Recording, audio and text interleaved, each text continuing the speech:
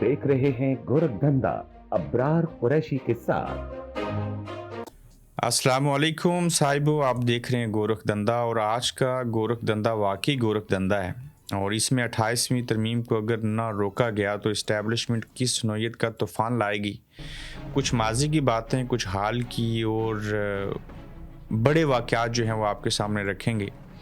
भारत ने पाकिस्तान के अंदर घुस के हमला किया है, इसकी मंतक क्या है, ये कहानी क्या है, अफजल मरवत का प्लान जो है वो कैसा है, किसके टाउट हैं और पाकिस्तानी पुलिस अब बरतानिया में आएगी, ये बड़ी अहम खबर है। चौकीदार को ख़त लिखा, किसने लिखा, ख़त में क्या लिखा और फिर क्या करना चाह रहा था। और फिर साहिब पाकिस्तान के अंदर मैं अक्सर सोशल मीडिया पे अगर देखूं तो लोग रो रहे हैं, चेहरे पे थप्पड़ मार रहे हैं। डिलीवरी वालों को और टैक्सी ड्राइवरों को जो है वो जॉब्स नहीं मिल रही, पूरा पूरा दिन बैठे रहते हैं। मैंने एक वालिद नमा सेहतमंद शख्स को देखा तो उसको मीडिया वाला जब पूछ रहा था कि बताइए आप क्या कहना चाहते हैं, उन्होंने कहा क्या कहें। उस शख्स ने अपने चेहरे पे थप्पड़ मार मार के कहा कि ये मैं कहना चाहता हूँ, हमसे भी कोई पूछे। मैंने रेंट पे रक्षा लिया है, मैं रक्षे का रेंट दूंगा, एक जॉब मिली पूरे दिन में, उसका भी पेट्रोल डलवा लिया, आगे घर ले जाने को कुछ नहीं है, मैंने अभी तक सुबह से नाश्ता नहीं किया। साहिब आप इमेजिन कीजिए कि दीन इस्लाम ने सबसे ज़्यादा इंसानियत के ऊपर बात की है, नमाज रोज़ा हज ज़कात बाद में और कम बात की गई है, चूँकि वो अल्लाह की हकूक़ हैं और कुछ बंदों के हकूक़ जो हैं उसके ऊपर ज़ोर दिया गया। और बंदों से इंसानों से मुराद दीन इस्लाम नहीं है, उसमें पूरी इंसानियत आ जाती है। तो जब आप अपने आस पड़ोस में ऐसी चीज़ें देखते हैं, कोई वीडियो देख लेते हैं और अगर आप साहिब इस्तात हैं और वो लोग आपके रिश्तेदार हैं या फिर पड़ोसी हैं, तो आपको चाहिए कि आप उनके काम आइए। मैं मानता हूँ मुल्क के अंदर चाहे वो किताब हो, कलम हो, तालीम हो, रोज़गार हो, उसकी तरफ किसी की कोई तवज्जो नहीं है। उल्टा हम ये सुन रहे हैं कि जो इस्टेब्लिशमेंट है उसकी और पाकिस्तान तहरीक इंसाफ के दरमियान में काला सतूर साहब को सुना तो 7 नुकात के ऊपर बात हुई है, आप बाहर आके बात नहीं करेंगे, नौरीन आपा की मुलाकात हो जाएगी, बुशरा बेगम का इलाज हो जाएगा, लोग वहाँ ना जाएँ।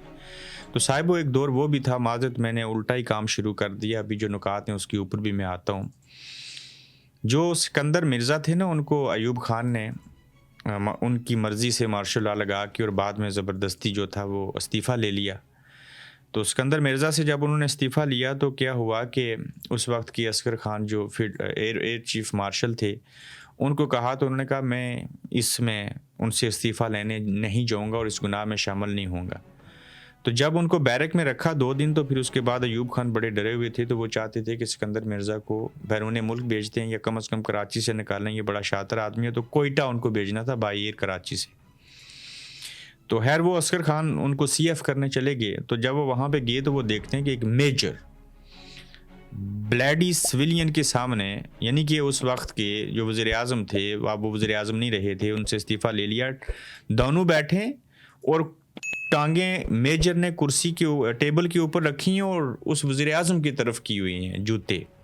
वो वहाँ गए, उनको गुस्सा आया, फ़लाँ चीज़ें हुई और फिर हमने ये जो नया दौर के ऊपर मैंने प्रोग्राम देखा, उसमें वो बयान करते हैं, वो जो सैयद साहब हैं, मैं नाम भूल गया माजरत, बड़ा अच्छा प्रोग्राम है, आपको देखना चाहिए, कि कायदे आज़म की मौजूदगी में फ़ौज कहती है कि बताओ हमारा हिस्सा कहाँ पे है। जिसके बाद कायदे आज़म ने पेशावर में और कोयटा में जो अपनी आखिरी खिताब किए थे, जो आज आपको किताबों में और कहीं सोशल मीडिया पे नहीं मिलेंगे, कि फ़ौज का काम ये नहीं है, फ़लाँ है, वो बताते हैं कि बांग्लादेश के अंदर जनरल यहिया खान ने जो अपना उस वक्त का गवर्नर रखा था, उसने बंगाली लोगों के साथ जहाँ पे ज़्यादती हुई, जब वो एहतजाज करने बाहर निकले तो बलडोज़र चला दिया गया उनके ऊपर। जब बलडोज़र चलाया गया तो सड़कों के ऊपर और ज़मीन के ऊपर नक्शे बन गए थे लोगों के, लाशों के। अभी तक तो PTI के ऊपर बलडोज़र नहीं चला। 2400 लोगों ने सिंध के अंदर से और कराची से पाकिस्तान के अंदर बेहतरी लाने के लिए जो है वो कुर्बानियाँ दी हैं।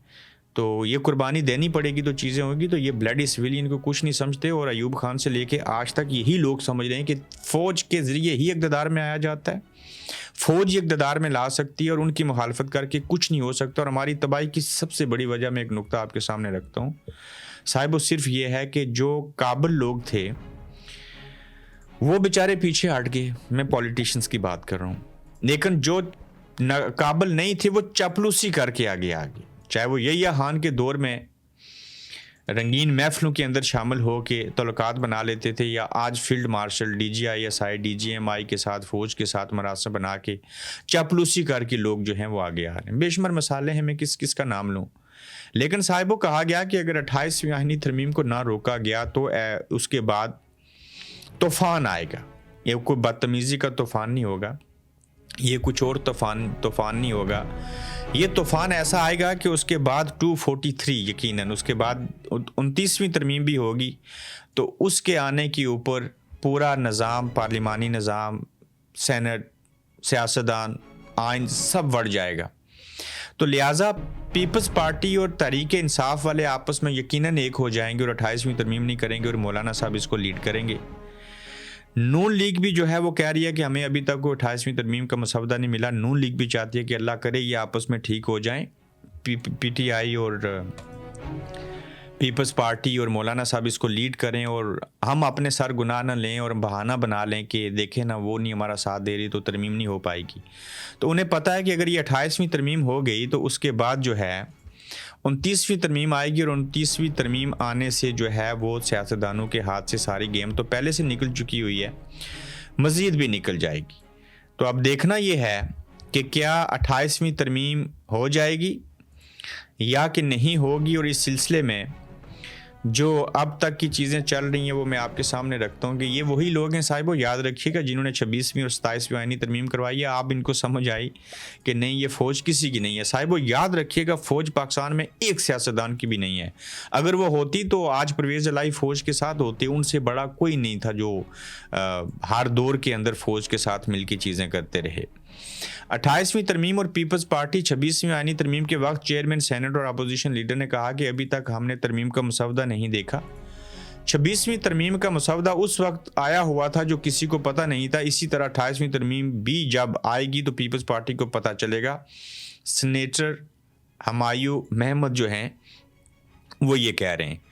صاحبوں میں بات کر لوں، یہ جو آزاد کشمیر کے اندر برہان کو شہید کیا گیا یا قتل کیا گیا ہے، قتل ہوئے ایک کالج کے پرنسپل تھے، ان کی بیک گراؤنڈ کیا ہے میں آپ کے سامنے رکھتا ہوں، اور ساتھ میں بھارت نے گھس کے پاکستان کے اندر یہ حملہ کیا، اور اس سے قبل بھی کئی آرمی کے میجرز کو جیلم میں، دیگر جگہوں کے اوپر، راول پنڈی میں سلیپر سیل بنا کے کتنے لوگوں کو بھارت نے مارا۔ اب یہ جو ارجمند گلزار ڈار ہیں عرف حمزہ برہان ان کا نام ہے، ان کا اصل تعلق جو ہے وہ مقبوضہ کشمیر سے ہے، جموں کشمیر مقبوضہ کے ضلع پلوامہ سے، تاہم وہ پاکستان کے زیر انتظام آزاد کشمیر میں مقیم تھے، اور میڈیا رپورٹس اور مقامی پولیس کے مطابق وہ مظفر آباد کے علاقے گوجرا بائی پاس پر واقع AIIMS high secondary girls campus میں ایمز میں بطور پرنسپل کام کر رہے تھے۔ انہیں اسی کیمپس کے باہر سڑک پر نامعلوم افراد نے فائرنگ کر کے قتل کیا۔ نامعلوم افراد، بھارتی انٹیلیجنس کا دعویٰ ہے کہ وہ پاکستان میں اپنے اصلی عسکریت شناخت چھپانے کے لیے اس اسکول میں پرنسپل کے طور پر فرائض انجام دے رہے تھے، تاہم کچھ ذرائع کا کہنا ہے کہ وہ سی ایم ایچ مظفر آباد میں زیر علاج ہیں، لیکن کنفرم خبر جو اوورال آ رہی ہے وہ یہ ہے کہ وہ ان کی جان چلی گئی ہے۔ دیکھتے ہیں زندہ ہوئے تو سامنے آ جائیں گے۔ تو بھارت کی زی نیوز دیکھیں، بھارتی میڈیا دیکھیں، وہ دعویٰ کر رہے ہیں، وہ جٹلا نہیں رہے۔ گارڈین نے اس کے اوپر پہلے رپورٹ شائع کی تھی کہ بھارت واقعہ ہی آزاد کشمیر اور پاکستان کے اندر گھس کے جو ہے وہ اپنے دشمنوں کو، پلوامہ اٹیک کرنے والوں کو اور دیگر لوگوں کو مار رہا ہے۔ ہماری ترجیحات کیا ہیں؟ ہم نے مودی کے بیڈ روم میں کمرہ لگا کے اس کی ویڈیو ریکارڈ کرنی تھی، ہم نے بھارتی آرمی چیف اور ججوں کے اور جاسوسی کر کے ان کو زیر کرنا تھا، لیکن ہماری فوج جو ہے نہ تو اپنے لوگوں کو بچا رہی ہے، الٹا ان کے کیمرے گھروں میں لگا کے ان کو بلیک میل کر رہی ہے، جبکہ یہ کیمرے، یہ ہنی ٹریپ، یہ فلانی چیز، چونکہ اس میں جب انٹیلیجنس کام کرتی ہے تو اس میں کوئی مذہب نہیں ہے، کوئی شریعت نہیں ہے صاحبو، اس میں کوئی قانون نہیں ہوتا، اس میں کھلواڑ ہوتا ہے۔ تو جو ٹولز ہم نے دشمن کے خلاف استعمال کرنے تھے صاحب، وہ ہم نے اپنوں کے اوپر استعمال کرنے شروع کر دی۔ یہی وجہ ہے کہ بھارت پاکستان کے اندر گھس کے مار رہا ہے۔ ہماری ترجیحات ہیں آزاد کشمیر کے اندر پی ٹی آئی کو الیکشن نہیں لڑنے دینا، ان کی جماعت رجسٹر نہیں کرنی، گلگت بلتستان میں ایسے ہی کرنا ہے، فارم 45 کو 47 میں بدلنا ہے، خان کو جیل میں ڈالنا ہے، عدت میں نکاح والا کیس بنانا ہے۔ تو آپ رکھتے رہیں اپنی ترجیحات، اور بھارت جو ہے وہ اپنے حصے کا کام کر رہا ہے۔ تو دیکھتے ہیں کہ آخر کب تک آپ یہی سسٹم ایسا نظام چلا کے جس میں عوامی حمایت آپ کو جب حاصل نہیں ہوگی تو بیڑا غرق کر دیا آپ لوگوں نے ملک کا. جیسے میں نے شروع میں آپ کو بتایا کہ میں لوگوں کو روتے ہوئے دیکھ رہا ہوں. اگر کسی انسان کا ضمیر زندہ ہو تو وہ کوشش کرتا ہے کہ میرے پاس میں جو چیز ہو سکے میں ان لوگوں کے لیے کچھ کام کر سکوں, لیکن بہت برے والا حالات ہیں. لیکن یہ لوگ بولتے کیوں نہیں ہیں؟ اپنے حالات کے صاحب خود ذمہ دار ہیں. اگر یہ لوگ چاہیں تو اپنے حالات بہتر کر سکتے ہیں. نظام چھڑائیں, اس چنگل سے باہر نکلیں, بولیں, آواز اٹھائیں, اپنی لیڈرشپ کا ساتھ دیں. میں کہتا ہوں پیپلز پارٹی, نون لیگ, مولانا صاحب, MQM, جماعت اسلامی, PTI, سب کا ساتھ دیجئے, لیکن ان ظالموں سے جو ہے وہ چھٹکارا پائیے, ہجوم سے قوم بن جائیے تو چیزیں بہتر ہو جائیں گی. آپ دیکھیں نا شیر افضل مروت صاحب بامقابلہ علی امین گنڈا پور, اور میں نے ایک انٹرویو میں کہا تھا, آج میں شاید وہ کلپ چلا دیتا, لیکن آپ میں سے جس نے سنا ہوا ہے وہ ضرور بتائیے گا. آخری انٹرویو تھا, میں نے 2 انٹرویو کیے ہیں شیر افضل مروت کے ساتھ. اس میں نے کہا تھا کہ آپ ملٹری اسٹیبلشمنٹ کے ٹاؤٹ ہیں. وہ بھاگے تھے اس انٹرویو کے بعد, اور آج مجھے یہ لگتا ہے, وہ میرا انٹرویو ڈان نیوز نے بھی اس کے اوپر آرٹیکل لکھا, جیو کے شہزاد اقبال صاحب نے چلایا تھا. تو آج میں سوچتا ہوں کہ میں صحیح کیا تھا میں نے شیر افضل مروت کے ساتھ, اور میں ٹھیک کہہ رہا تھا. چونکہ وہ کہتے ہیں کہ عمران خان جو ہیں انہوں نے غلط طریقے سے ایک سزا یافتہ ہو کے علی امین گنڈا پور کو استعفیٰ دینے پہ مجبور کیا, ان کا استعفیٰ لیا, اور سزا یافتہ عمران خان نے جیل سے بیٹھ کے جو سہیل افریدی ہیں ان کو وزیر اعلیٰ بنایا. تو لہٰذا یہ غلط ہے. اگر یہ غلط ہے تو پھر آپ کہتے ہیں کہ میں جب تک عمران خان مجھے نہیں کہتے میں اس وقت تک MNA شپ سے استعفیٰ نہیں دوں گا. تو عمران خان سے آپ مل لیں, ڈیالہ جیل چلے جائیں, عمران خان کہہ بھی دیں آپ کے بقول تو عمران خان سزا یافتہ ہیں, ان کے کہنے کے اوپر آپ سیٹ کیوں چھوڑیں گے؟ پھر اگر ایسے ہے تو پھر آپ سب سے پہلے ایسی سیٹ چھوڑ دیجئے. عمران خان کا انتظار کیوں کر رہے ہیں؟ یہ فارمولہ اپنے اوپر اپنائیے کہ عمران خان سزا یافتہ ہے تو اس سزا یافتہ ہے عمران خان نے ہی آپ کو پارٹی ٹکٹ دیا اور آپ الیکشن لڑے, تو پھر تو یہ بھی فیصلہ غلط ہے. لیکن یہ وڑ جانے والا شیر افضل مروت جو ملٹری اسٹیبلشمنٹ کا ٹاؤٹ ہے, یہ علی امین گنڈا پور پہلے دشمن تھے, پھر کہتے ہیں نا دشمن کا دشمن دوست ہوتا ہے, تو اب یہ علی امین گنڈا پور کو واپس لانے کے اصول کے لیے اور سہیل افریدی کو نااہل کروانے کے لیے عدالت چلے گئے ہیں. تو جو لوگ آج بھی PTI کی ہو کے شیر افضل مروت سے سمپتی رکھتے ہیں, ان کی آنکھیں کھل جانی چاہیے, اور انہیں یہ سمجھ ہونی چاہیے کہ یہ ہاتھی کے دانت کھانے کی اور دکھانے کی اور جس دور میں شیر افضل مروت نے سارا کچھ کیا, یہ جو ہلا گلا ہو رہا تھا, بڑا کیش کروا رہے ہیں, وہ اسٹیبلشمنٹ تھی ان کے پیچھے. بھائی ان کی دبئی کے اندر مجھے شیر افضل مروت صاحب نے خود بتایا ہے 8 کروڑ روپیہ سالانہ صرف رینٹ لیتے ہیں ان کی پراپرٹیز ہیں. میں چیلنج کرتا ہوں شیر افضل مروت صاحب کو, کہیں حلف دے کے کہ انہوں نے مجھے یہ نہیں بتایا اور ان کی دبئی میں پراپرٹی نہیں ہے. تو یہ کہنے کی بات یہ ہے کہ یہ لوگ بڑے مالدار ہیں, ان کو پیسے کو یہ ترجیح دیتے ہیں, پھر یہ سیاست میں آگے بڑھ جانے سے ان کو شہرت مل گئی, اور جب مولانا صاحب کے ساتھ تھے تو ان کو کونسل لڑنے کا ٹکٹ بھی نہیں ملتا تھا. خان صاحب نے MNA بنا دیا, پتہ نہیں کیا کیا بنا دیا, کہاں سے کہاں پہنچا دیا, آج ویلے گھوم رہے ہیں. تو کہتے ہیں کہ میں نے اپنے لیڈر عمران خان کے حکم کے مطابق بنا کسی تاخیر کے اپنی وزارت اعلیٰ کے استعفے کی ہدایت پر عمل درآمد کروا کر اپنا فرض ادا کیا. تاخیر کے اپنی وزارت اعلیٰ کے استعفے کی ہدایت پر کسی بھی طرح کے کیس یا عدالتی کارروائی کے ساتھ نہ میرا تعلق ہے اور نہ میرا کوئی عمل دخل ہے. علی امین گنڈا پور. یاد رہے کہ شیر افضل مروت نے کل علی امین گنڈا پور کی بطور وزیر اعلیٰ بحالی کے لیے عدلیہ سے رجوع کیا اور سہیل افریدی کی وزارت اعلیٰ کو غیر قانونی قرار دیا. ہے نا ٹاؤٹ, ہے نا منافقت, ہے نا یہ دورہ معیار. پہلے کچھ اور کہتے ہیں, بعد میں کچھ اور کہتے ہیں. اور اب دیکھیے پاکستانی SHO برطانیہ میں, یہ بڑی اہم چیز ہے سننے والی صاحبوں. پاکستانی پولیس افیسر کا ٹیلی فون بچپن کا دوست ہے, پنجاب پولیس میں ہے, SHO ہے. کہتے ہیں اس کا فون آیا اور وہ بتا رہا تھا کہ ساری جمع پونچی زمین جائیداد گھر بیچ کے جمع کر کے اکٹھی کر کے اسکاٹ لینڈ جا رہا ہوں. اسکاٹ لینڈ یہاں برطانیہ میں, گریٹ بریٹن میں, اسٹڈی ویزے پر ہے, وہاں کوئی سیکیورٹی کی جاب کروں گا. پاکستان پنجاب میں پولیس افیسر تھا. تو میں نے حیران ہو کر کہا کہ یار تمہارے پاس تو اتنا شاندار کیریئر ہے, کچھ عرصے تک تم DSO ہو جاؤ گے, اتنا بڑا فیصلہ. تو دوست نے جواب دیا کہ بھائی پہلے پھر بھی نوکری کا مزہ تھا, اختیارات تھے, سکون تھا, اب تو سب کچھ اوپر والوں نے اپنے اختیار میں لے لیا. ہم تو بس حکم کے غلام ہیں, ہم سے لوگوں پر ظلم بھی کرواتے ہیں اور 18 سے 20 گھنٹے جانوروں کی طرح ڈیوٹی بھی لیتے ہیں. 35 سال کی عمر میں ہائپر ٹینشن اور پری ڈائبیٹک کا مریض بن گیا ہوں. 3 سال کا بچہ ہے میرا. وردی کہ اس ششکے کی خاطر اپنی صحت, جان اور مستقبل کو داؤ پر نہیں لگا سکتا بلکہ آخرت کو بھی داؤ پر نہیں لگا سکتا. شفقت علی صحافی ہیں, انہوں نے اپنے دوست SHO کے ساتھ ہونے والی بات چیت جو ہے وہ شیئر کی ہے. اللہ کرے یہ جب اسکاٹ لینڈ آئیں تو میں اسپیشل اس بندے کو ملنے جاؤں گا اور کوشش کروں گا کہ ان کے ساتھ نا پروگرام بھی کروں اور ان کی چیزوں کو عوام کے سامنے رکھوں.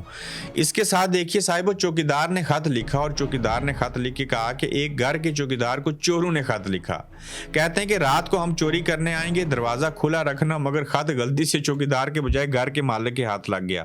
مالک نے فوراً پولیس کو بلایا اور کہا یہ دیکھیں چوروں اور چوکیدار کی ملی بھگت کا ثبوت, یعنی کہ دودھ کی رکھوالی بلا چور چوکیدار کو خط لکھ رہا ہے دروازہ کھلا رکھنا, میں آؤں گا چوری کروں گا. اور وہ خط جو تھا وہ گھر کے مالک کے ہاتھ لگ گیا. تو جب گھی سیدھی انگلی سے نہ نکلے, آپ نوکر رکھیں, آپ چوکیدار رکھیں, اس کو تنخواہ نہ دیں, اس تنخواہ میں اس کا گزارا نہ ہو, تو پھر چور چوکیدار کو خط لکھ کے میچ فکس کرتے ہیں کہ دروازہ کھلا رکھنا, ہم آئیں گے, مال لوٹیں گے, آدھا تمہارا آدھا ہمارا. الگ بات ہے کہ خط جو ہے وہ مالکوں کو مل گیا اور پولیس نے چور پکڑنے کے بجائے مالک کو ہی گرفتار کر لیا. اچھا, جب اس نے کمپلین کی تو پولیس نے چور پکڑنے کے بجائے مالک کو ہی گرفتار کر لیا اور کہا تم نے بغیر اجازت کسی کا خط کیوں پڑھا. ہے نا گورکھ دندا. تو بس یہی سائفر کی پوری کہانی بھی ہے. کوئی کہتا ہے لا پیلا ہوتا ہے, کوئی کہتا ہے سفید ہوتا ہے, کوئی کہتا ہے پنک ہوتا ہے. وہ پتہ نہیں سروردی اور کس طرح کے لوگ اور ایسے بہروپی ہیں صاحبوں کہ حیرت ہوتی ہے کہ چیزوں کو دیکھ کے یہ ہو کیا رہا ہے. قلم اور کتاب کے خلاف جنگ جاری ہے جناب. آخر یہ کون سی جنگ ہے جہاں قلم اور کتاب اٹھانے والے معصوم بچے نشانہ بن رہے ہیں؟ کب تک ہمارے گھروں, سکولوں اور مستقبل کو بارود کے زور پر یوں ہی روندا جائے گا؟ باجوڑ میں ڈرون حملے میں 2 معصوم طالب علموں کی شہادت انتہائی افسوسناک اور دل چیر دینے کا واقعہ ہے. حالت جنگ میں بھی بچوں کو نشانہ بنانے کی اجازت نہیں. مارٹر گولوں اور ڈرون حملوں سے بے گناہ شہریوں کو نشانہ بنانا انسانیت کی خلاف ورزی, توہین اور ناقابل قبول ہے. مزاحمت ہی کر سکتے ہیں صاحب. پاکستانی کس خوف میں مبتلا ہے, یہ آخری نقطہ ہے آج کا, اس کو باغور سنیے گا. جس چیز کا آغاز میں نے جس پہ بات کی تھی شروع میں, اسی کو میں لے کے آگے بڑھتا ہوں کہ 95% پاکستانی بے روزگاری کے خوف میں مبتلا ہے. سروے آیا ہے. اب دیکھیں, پاکستان نے اپنے سروے میں بتایا ہے کہ 95% پاکستانی ملکی حالات کے باعث بے روزگاری کی خوف میں مبتلا ہیں. صرف 5% کو روزگار محفوظ ہونے کا یقین ہے. سروے میں گزشتہ 1 سال میں بے روزگار ہونے کا کہنے والے پاکستانیوں کی شرح میں بھی واضح اضافہ ہوا. 63% شہریوں نے خود کی یا کسی جاننے والے کی نوکری ختم ہونے کا بتایا. 99% نے روزمرہ استعمال کی اشیاء کی خریداری میں مشکل ہونے, جبکہ 90% نے ہی گھر یا گاڑی جیسی خریداری کے بارے میں پر اعتماد نہ ہونے کا کہا. ان تمام مسائل کا پہاڑ ہونے کے باوجود ریاست, انتظامیہ اور اسٹیبلشمنٹ اپنا الو سیدھا کرنے میں مصروف ہے. ملک کی 25 کروڑ عوام کس حال میں ہیں کسی کو کچھ فکر نہیں. معیشت بتدریج زوال پذیر ہے. جو قرض دیے وہ آسمان کھا گئے. IMF زمین نگل گئی. کچھ پتہ نہیں IMF سے ملنے والے پیسے کہاں گئے.